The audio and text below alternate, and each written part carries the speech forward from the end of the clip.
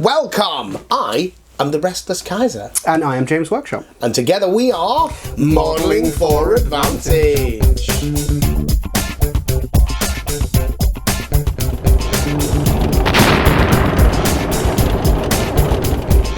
Well, I understand that life on the Eastern Front is a little bit meagre and basic, so I'm coming without a tie today in honour of the Great Patriotic War. Yeah, so. I'm let down for everyone. You're let down for everyone? Yeah. What's that? We love the tie. It's the aesthetic. You love the tie? It's the aesthetic. It's the aesthetic. I keep talking about going mutton chops. I think next time I do Africa Corps, when I'm playing the British again. Excellent. I'll go a little bit Victorian. Pith helmet and chops. I'm looking forward to it. Absolutely. So what have we got anyway, James? Bagration. Hey, brand new. I'm going to put in a little caveat now. I'm pretty sure we both know it's Bagration. But we don't both know that. Well, I know that. Oh, we didn't both know that until a minute ago. Bagration? Yeah, it's Bagration. That's the Russian pronunciation. We're English. It's part of our cultural heritage to completely bastardize as many foreign languages as we can. So, Bagration all day. Check out our Greek pronunciations in Mortal God's videos soon and you'll see how bad it gets. We do try. So, go on then, James. You tell me how to pronounce Bagration. Yep. But do you know who Bagration is? No, it's a fella. He's a chap, sir. He's a fella. An Austrian fella, wasn't he? No, he is a Russian. Okay. Yeah, I think he's a duke, and I'm pretty sure he's the Russian commander-in-chief at Borodino. Beats Napoleon. He's certainly there. He's one of the great, one of the handful of successful Russian commanders against Napoleon. Hey, come for the models, stay for the pronunciation and slight history.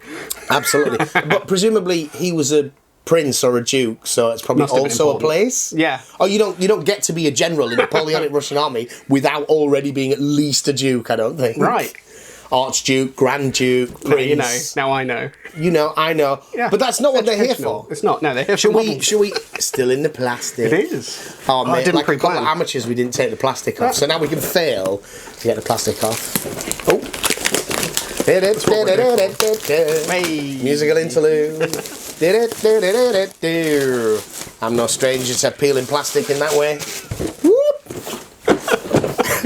Some medical concerns. So, Soviet Starter Force Heavy Assault Group doesn't actually say Bagration anywhere, but that's what everyone's calling it. Why are they calling it that, James? Because that's other things that are related to this release, which are Bagration. Absolutely. So James has recently got into the Flames of War scene with us. He'd heard a lot online about Russian bias in World War II in every game. Yeah.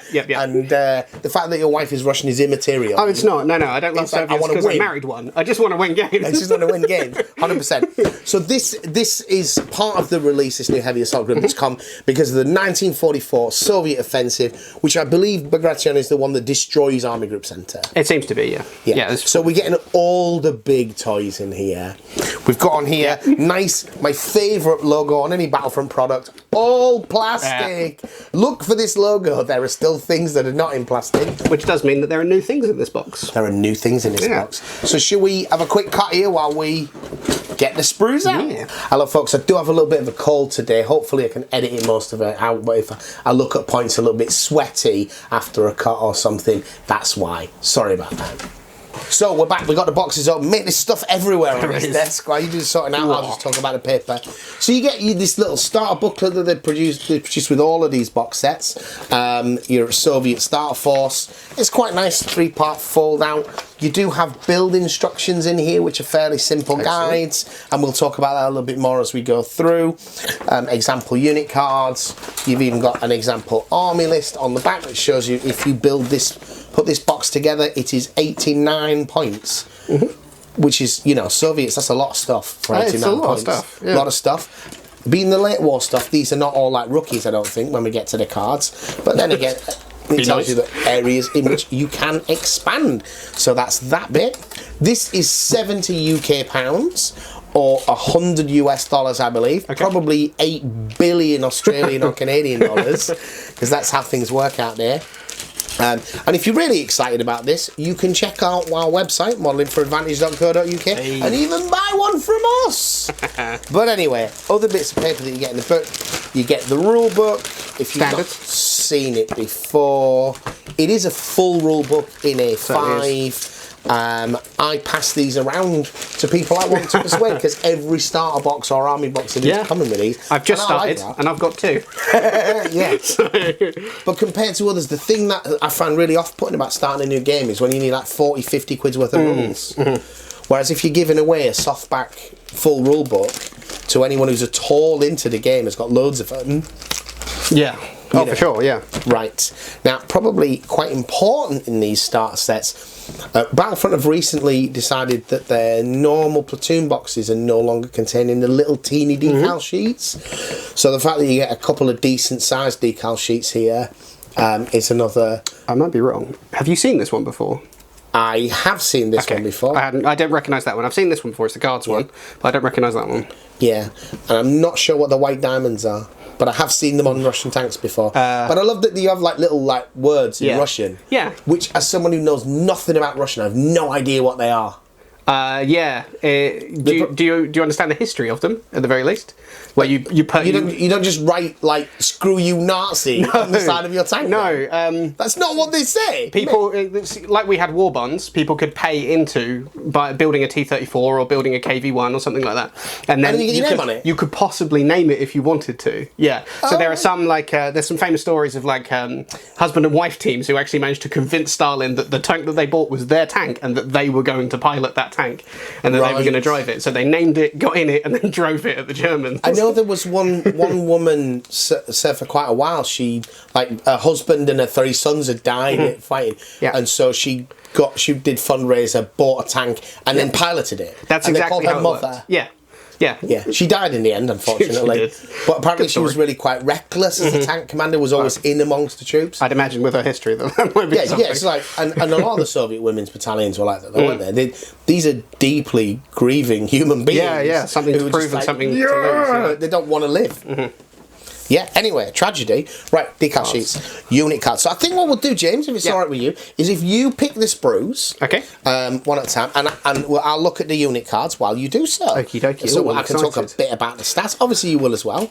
Let's start with the BA-64s, because they're lovely new plastic BA-64s. How cute are these, mate? Fantastic. I love how they're constructed as well, because the wheels... Is it like wheels, 4 parts? It's 3 parts plus change. Yeah, 2 sides in the top are all single pieces. The wheels are stuck onto the actual chassis of the vehicle itself. It's fantastic. You're going to be able to bang these together 5 at a time in a few minutes. That's handy, because they come in 3, 5 or 7 as a unit. 3 of them is a mighty 2 points. It is. 3 in the box.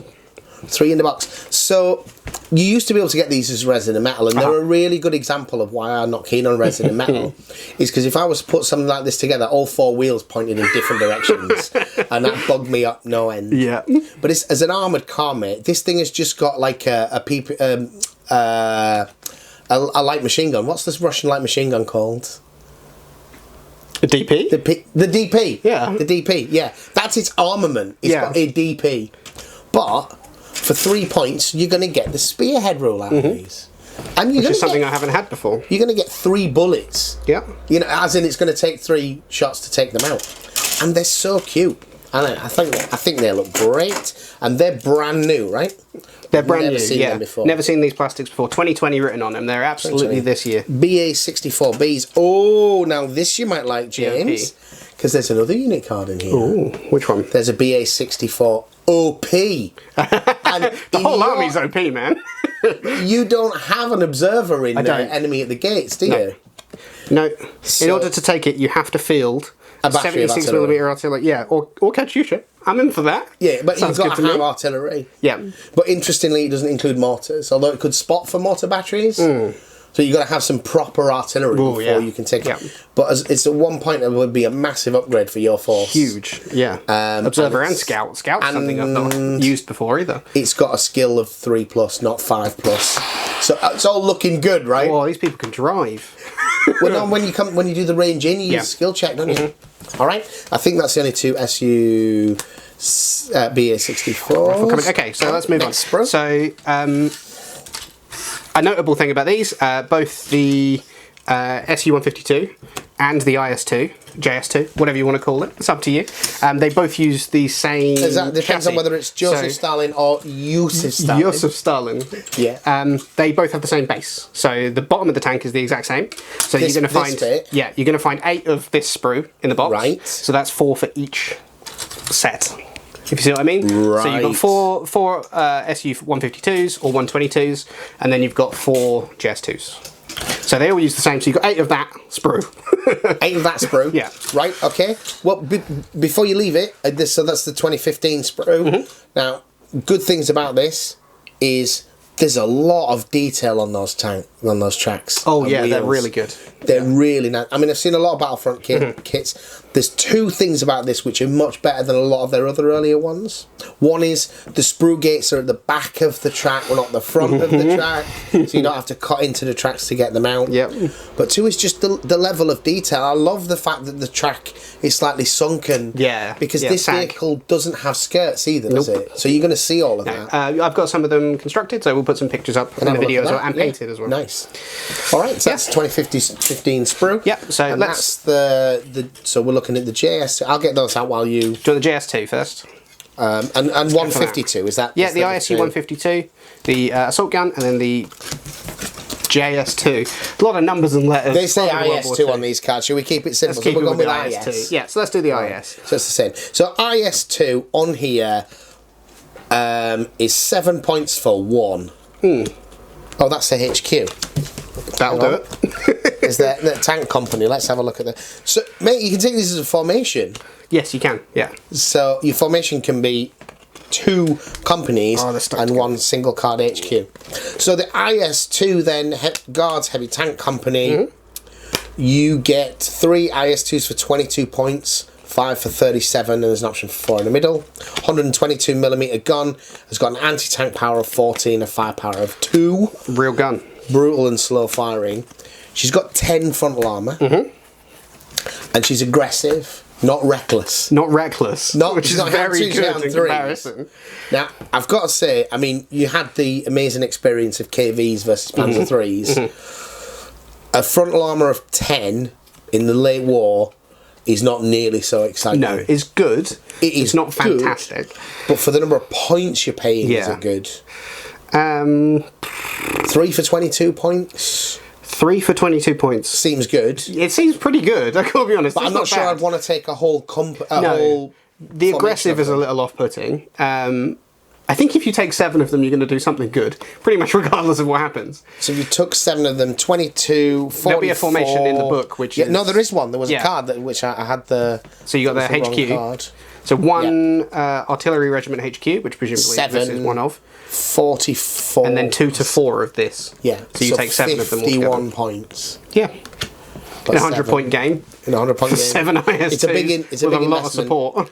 But you've still got good side and rear armour as well, because it's proper heavy tank. You've got 8 side and rear armour. And you've got good numbers. It's motivated. It's veteran. It's veteran skill. It's going to do business. Yeah. This is going to do work for you. And it has self-defense AA. Hey. And brutal. The firepower 2 up. If you penetrate an enemy vehicle, it blows up. Yep, simple as. Simple as. Yep. And if you glance, it bails out. It's not... You're rolling the dice, but you've got to be pretty unlucky to not get the result you want. 14, going to go through most things. Probably not reliably go through things like Tiger at very long range. Yeah. But solid choice. Very much so. Which is it's kind of a gap in the army, because there isn't really anything that does this when I'm playing. Like in the earlier war, the KV doesn't the have decent firepower. No, everything's using that 76. Firepower. It's just fine. 9 is the firepower. Yeah. All right, so then we've got the ISU 152. Then. Is that the other thing? SU 152. It's a slightly different naming specification. So these are Joseph Stalin tanks, and these are something else tanks, but they just use the same letters. So I've got cards here for an ISU 122. Yep. An IS 85 and an IS 152. Now, presumably, IS 52. Sorry, yeah. ISU 152 is my mistake. Is the same hull as the IS2. Yes. Yeah, it's the same lower hull and the same upper hull, but it is the same upper hull, but it's got the big crew compartment on the top of it. So the IS 152. Yeah. So there is the option for the IS 85 as well, which is the. Is that the same chassis? It's the IS2. but with the 85mm gun that's on the T-34-85, or a slightly different one. Oh, rather than the... Yeah, there's a lower power version that costs less points, so 3 of them are 24 points rather than 27. Wasn't it 22? It was 22. Oh, what's changed then? Yeah, it shoots more often, mate. Oh, okay. Oh, twice as many shots. It's a lot. It's got the rate of fire. Yeah. Okay. Yeah. So that's another option. So you lose the heavy hitting, but you get a more reliable number of shots. It's 14 versus 12, but you're firing twice as many shots. Yeah, I think there's a case for both of them. Yeah, me too. But then again, Pack 40s have 12 firepower, and it's often not quite enough. Okay. Well, that's the voice of experience talking there, isn't it? Yeah. And can you take either in the battalion? Well, we learnt something there, didn't we? Because the HQ you get in this is a little bit unusual. The HQ you get is for a heavy self-propelled artillery regiment, even though it's an IS-2. It's not for an IS-2 tank battalion. No. Which is what we'd expected it to be. Yes. So there is an IS, we've had a look at the immigration, there is an IS-2 tank battalion formation in there, and you take this single one, and then you can have one IS-2 group and another IS-2 or IS-85s. So you're still getting these in the right proportions. Yes. You're just missing a card, which is identical to this one, just with different words at the top. Yes. In fact, to make that base platoon, you're going to need 3 more IS-2s as well, because you've got 4 in the box. You've got 4 in the box. So you need 7 for that. And you need 7 in total. Righty-ho. So what about this IS-122 and 152 then? They're on...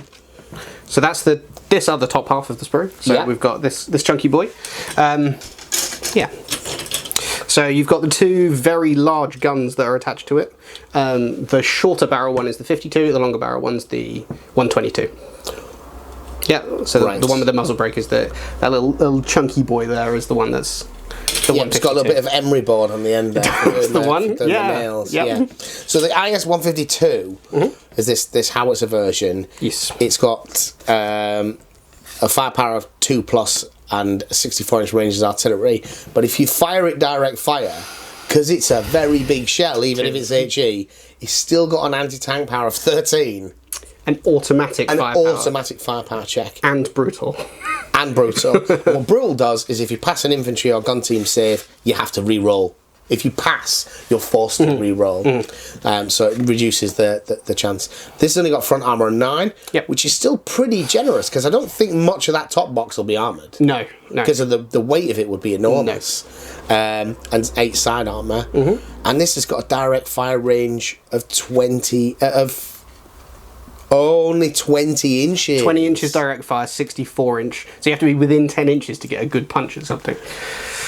Yeah. Yes. But it does hurt. Interestingly, if you want something that is a long-range anti-tank killer, you're not looking at that card. You're looking at the 122. I want to look at the 122 because that's got a gun rather than a howitzer. It's much longer barreled. So, I think if you want the long-range anti-tank power, we're actually looking at the wrong unit there. So what we've got is the ISU 122, which, to the best of my knowledge, is the IS-2's gun on an assault gun.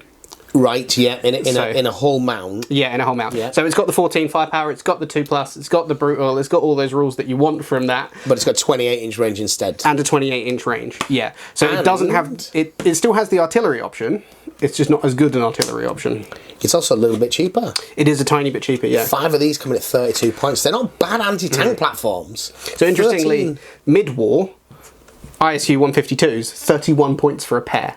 Yeah. But mid-war, that's a total monster. It's a real thing. That's why I owned 2 of them before this box even came out. ISU 122. Right, has that looked at all of the big tanks? With the exception of the SU-76. Oh, so this is another new boy. Yeah, another brand new one. Now, I am delighted that they've put this in, because I think the SU-76 is a bit of an overlooked vehicle in World War. When you look at the production numbers of this thing, they built lots of them. The second most made Russian tank in World War II after the T-34. After the T-34, then this, and there's not much of a number gap between those two. No, they built tens of thousands of these. They did. And they were still using them in Korea, I think. They were, yeah. This thing, and I guess because it's cheap, it's fast, its gun is okay. Yeah.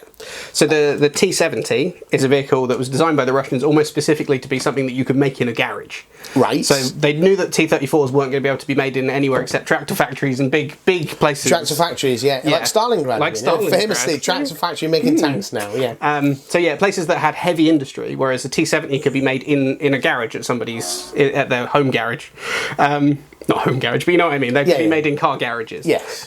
So this is a T-70 with a ZIS-3 divisional gun, which we'll get to in a second, on the roof. It's on just the roof. Like, it's the gun that they were making. With some boilerplate around it to make the guys feel comfortable. Yeah. So it's is a it bulletproof? Yeah. It is to our morale. Yes. Yes. Feel that you've got some protection. It feels bulletproof. So yeah, basically, it's a really easily made tank with a gun that they're making in the million on the roof. Yeah. But with that sort of Soviet.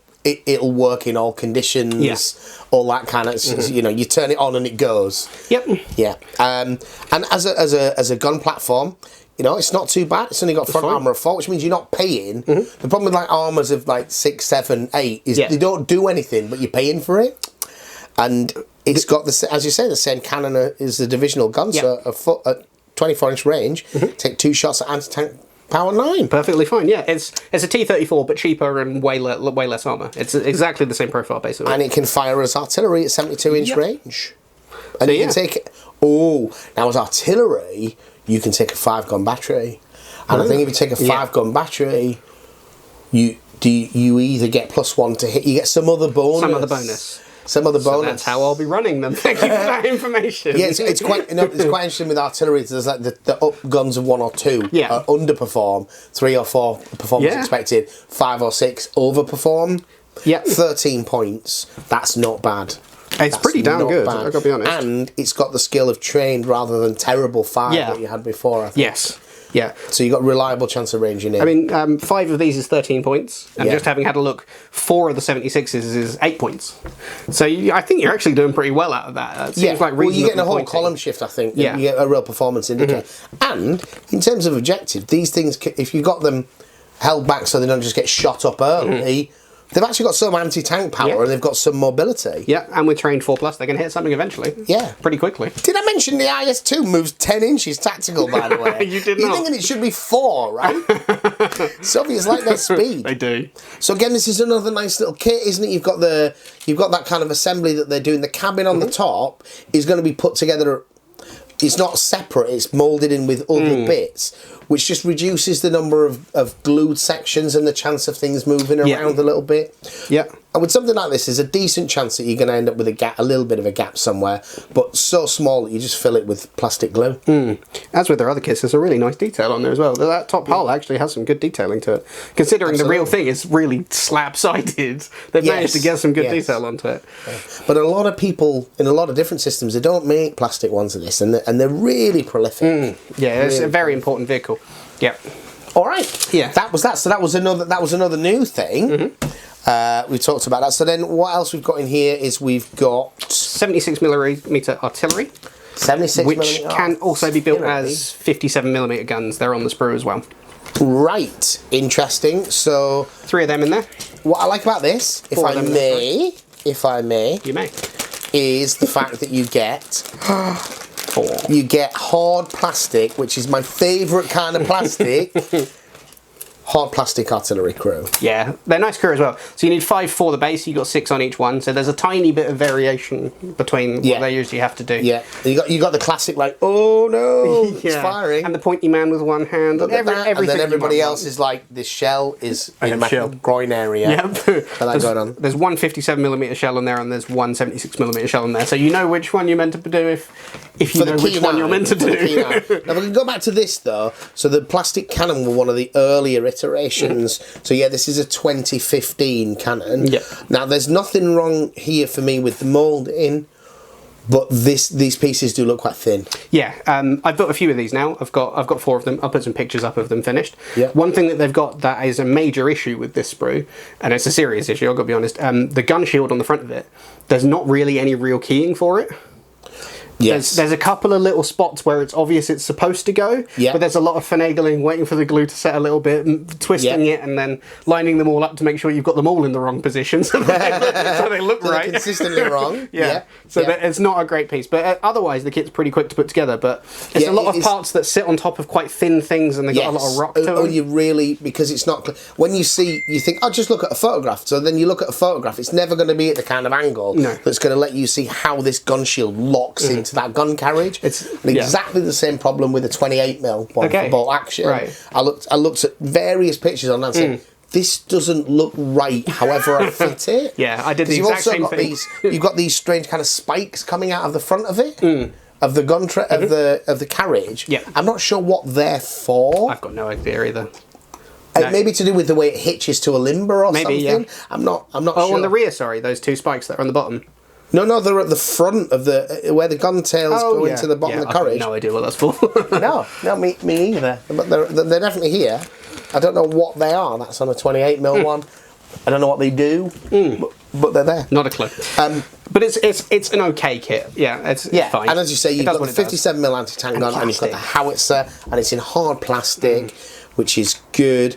And the 76mm, so that's the same gun you send just about every Russian Exactly the vehicle up same, to this yeah. point. But the 57mm anti-tank gun, just if you choose to take that, although it sounds poor, it's a dedicated anti-tank, and it's got a much longer barrel. Yeah. Anti-tank 11 and 5.4 is still a decent. It'll allow you to compete, and you get a pair of them for 6 points. Pair of them for 6 points, yeah. Not bad. Yeah. I don't think not bad. So the final thing that we have left is a rifle company. And bases. We've got loads of bases. So we've got stats for a shock rifle company. New to me. So these come for the option of 9 or 13 bases as a unit. And a commissar. Yeah. And then you can add up to 2 Maxims, PTRDs, and flamethrowers. Now, So you get 10 bases, so you can only make the 10 base option in this kit. You can't make the 13 base option out of this kit. Right. But these are the old hard plastic kit. They are. And these sprues lovely. are still solid. They are. Interestingly, so you're not going to be able to build all the options on here because we've got Maxims. Not on here. Oh, they are in here. There's a Sorry, Maxim Maxims are on on here. here. Yeah, you got 1 Maxim per sprue. But is there a flamethrower on here? No, there's not a flamethrower on here. And there isn't a PTRD on here? No, there is not. So you're not going to be able to take all of the options that are here. No. But in Flames of War, from the games that we've played so far, having a platoon, or in the case of Soviets, company of infantry, is a big deal for defending home objectives. It's a very cheap way of getting a lot of defensive fighting power. Yeah. So this is, and you're going to be left with quite a few, aren't you? You do, yeah. There's 13 on the sprue. You need, I think it's 13, 12 or 24. 13. On one of these, sorry, 1, 2, 3, 4, 5, 6, 7, 8, 9, 10, 11, 12, 13, 14, 15 on the sprue. So you've got 30 infantry here, you only need 24, you've got 6 fellas left over. You're also going to have some HQ models, some The commissar. yeah, and you'll have a spare commissar, and you'll have a spare officer, and you'll have a spare this, and a spare this, and a spare this, and that's how you end up making like your HQ units and things like that. As I've found, about some spare bases on eBay, and then I've got some spare bits. You have a random guy toting a shell left over from in there, out of the other bits. Yeah. So the one last thing that we had, not quite one last thing, something we'd missed. You get. Have we got 2? We've got 1. 2. 2 tank sprues. 2 tank commander sprues. It's the same tank commander sprue. They even issue this stuff with Team Yankee at the moment. Same one. It's nice, yeah. I mean, that's 12 tank commanders. That's about 1 per vehicle. It is, and some of them you can't actually work them under. Because that was one of the things that we had missed on the way. Right. Was you also get some crew for the Su-76. And they're resin. And that's worth looking at briefly, because this is this new, what they're calling thermoplastic, and it may be the first time you've handled this stuff, James. It is. But these, and what I want you to bear in mind when you look at these, so these are nice, these are certainly in the right kind of poses to stand in the back of that Su-76. It does feel a bit strange, this, but it's quite tough. It feels a little chalky, but I've used a lot of materials. It seems like it's fine, to be honest. Yeah, the detail's better than their new plastic. Yeah. It's nice. And the alternative is they used to make this kind of stuff out of metal, which you then had to try and attach to a plastic thing. I'm okay. So, however much you may feel, the weight of the metal often is quite difficult to then try and sort of super glue it standing inside a cabin on a vehicle. These have got some pretty brutal mould lines on them. Yeah, I don't know if yours do. These are pretty heavy. Yeah. People have got their faces cut in half and stuff on my ones. They're really it's some fun. I think a lot of these are actually the old metal sculpts just put into a new cast. Okay. With a new material. So we'll have a little bit of a look at these. I won't use them, but we can look at them on camera. Oh, and these guys then, I'm not sure they are for the SU. These look like gunners. They may be for the BA-64 perhaps. Oh, maybe. He might go in there. And then the DP, because you see that how he's kind of like this, almost like he's handling a machine gun. Yeah, I think that's that guy crew on for the DP. Sprue. There's no guy on the sprue. So yeah, that must be the crew for the DP. I think we'll get some pics of these up for you. So then, James, verdict. You're obviously excited about the fact that you got access to new equipment, and a lot of this stuff is going to end up at some point. They must be making it retroactive because these are available mid-war. Yeah. This is like a 1935 vehicle, isn't it? Yeah, it's very early, the BA-64. It's there from the beginning. Apologies if I'm looking a bit sort of flush at various points in the video. I've got a bit of a cold coming on, it seems. Very runny nose, nothing to, too dramatic, nothing to worry about. So, James, final verdict then, or anything that we've missed? One quick thing that we've missed. The IS-2 has the upper hull of the IS-85 on the sprue as well. They're a different thing. I wouldn't try and make both. It seems feasible, but it doesn't seem the hull pointful. and the mantler. And the bit that puts me off is that it has a rear-mounted machine gun, and I don't want to try and magnetise that rear-mounted machine gun or leave it off. I don't want to do either of those things. So yeah, that's interesting. Verdict-wise, there's a lot of things here that you probably could use earlier in the war, as you said. Yeah, I'm very interested. BA-64. When does the Su-76 come in? I think it's still mid-war. It is mid-war, 41, something like that. Yeah. So, it has to be 41 plus because the divisional field gun wasn't released until 42, so it's got to be somewhere around there. Fun one. Let's not go into that story. Yeah, same gun. It's the same gun. Yeah, but it wasn't ever accepted into the army. It's a weird story. It's a funny story. It is, yeah. Yep. So there's a lot of things here which I hope they introduce earlier into the war because there's a lot of new tactics. There's scouting, there's artillery that work, there's all sorts of other things that I like out of these kits. Yeah. I'm definitely going to be using some of the 152s earlier in the war at their massive point cost but their massive capacity to do things. And when we do the late war stuff, I'll be using a lot of this. We're casual though, aren't we? We are. If we want to play a game where I've got 2 Tigers and you've got an actual army, we will do that. And we'll show you. Not because we expect the 2 Tigers to be, it's like, haha, I'm going to win, I've got 2 Tigers. Yeah. This is why this is a stupid game. Let's just have a look at it. Yeah. The stuff that's been expanded here is stuff that they definitely used frequently. The Su-76, I never would have bought the resin kit, but now I want 8 of these in my army kind of thing. I definitely want to use these. I think it's cute, it's versatile. Yeah. Really nice looking kit. Brilliant. I'm really pleased, I don't have a Soviet army, and I'm never likely to get one because you've got a very rapidly growing Soviet army. Sure do. But I don't think there's anything in here that I don't like. No, they're all fine units. They're all fine additions. I think Battlefront and the way that they're going with their new plastic kits and the way they're doing these big releases, you not got everything you want in here in the right proportions. No, but you got. There's nothing in here that I look at and think, why would I want that? Yeah, if someone challenged me to a 90-point game, I'd probably turn up with something like that. I would be interested in playing this. Because you've got some infantry so you can hold some objectives. Absolutely. You've got some artillery so you can do some stuff like that. But everything else is just decent units. And all of them are real units. Now, they're not complete battalions or whatever else. I don't think the force composition is quite correct. It's not a million miles away. No, not at all. It's not optimal, but these are all real units. Nice kits. There's nothing in here I don't like. Yep. The thing that is missing from here is the T-34. Obviously. But there's a reason for that. Yeah. There's another one of these boxes, which we're not going to unbox because we know what's in it.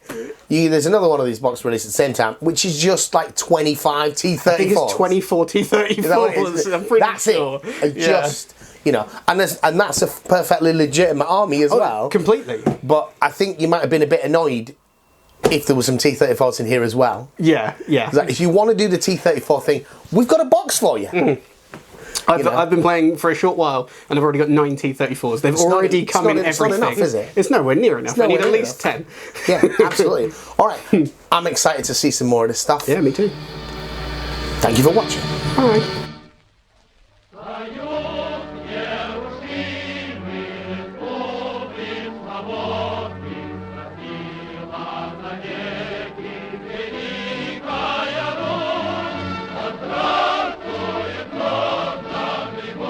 If you enjoyed what you'd seen, why don't you come check us out on modelingforadvantage.co.uk. There's loads of different ways you can support the channel over there, including merch,